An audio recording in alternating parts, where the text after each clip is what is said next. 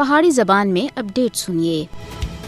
مقبوضہ جموں کشمیر دی عوام دی زندگیاں صفاق بھارتی فوجیاں دے رحم و کرم تے ہوتا ہے۔ ادھر تک کہ مقبوضہ جموں کشمیر وچ حراستی قتل عام ایک معمول بن گیا ہے۔ ایک اور کشمیری نوجوان عمران بشیر گنئی بھارت دی ریاستی دہشت گردی دا نشانہ بنیا ہے، جڑا حال ہی وچ شوپیاں دے حرمین نوگام علاقے وچ صفاق بھارتی فوج دی حراست وچ جام شہادت نوش کر گیا ہے۔ مقبوضہ جموں کشمیر وچ بھارتی دہشت گرد فوجیاں دے زیر انتظام تفتیشی مراکز وچ پچھلے 33 سالاں وچ ہزاراں کشمیری نوجوان جرم بے گناہی دی پاداشت وچ مرتبہ شہادت تے فائز ہو چکے ہیں۔ مقبوضہ جموں کشمیر وچ تعینات شفاق اور درندہ صفت بھارتی فوجیاں سن بدنام زمانہ قوانین دی آڑ وچ 1989 دی کہن کے اس وقت تک 96,150 دے زیادہ کشمیریوں کو شہید کیتا ہے۔ انہاں وچوں 7,275 کشمیریوں کو حراست وچ کہن کے شہید کیتا گیا۔ مقبوضہ جموں کشمیر وچ معصوم کشمیریوں دے حراستی قتل عام دا مقصد جدوجہد آزادی وچ مصروف کشمیری عوام وچ خوف دی نفسیات پیدا کرنا سا،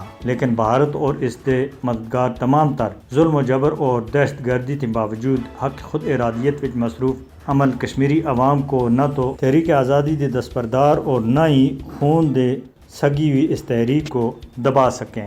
کشمیری عوام ہر روز بھارتی وردی پوشاں دے ہاتھوں اپنے پیاراں دا جنازہ چاندے ہیں۔ مودی حکومت مقبوضہ جموں کشمیر وچ بین الاقوامی قوانین اور اصولاں دی سراسر خلاف ورزی کر رہی ہے۔ انسانی حقوق دی عالمی تنظیموں کو مقبوضہ جموں کشمیر وچ بھارتی فوجیاں دے ہاتھوں انسانی حقوق دی سنگین خلاف ورزیاں دا نوٹس گن کے بھارت کے خلاف سخت کارروائی کرنی چاہیے۔ اقوام متحدہ کو مقبوضہ جموں کشمیر وچ بھارت کی طرف تے کشمیری عوام دی منظم نسل کشی اور حراستی قتل عام کو روکنے دے واسطے فوری مداخلت کر کے کشمیری عوام کو بچانے دے واسطے آگے آنا چاہیے، ورنہ فسطائی مودی دی قیادت وچ بھارت کشمیری عوام دا صفایا کرنے دے تے تلیا ہویا ہے۔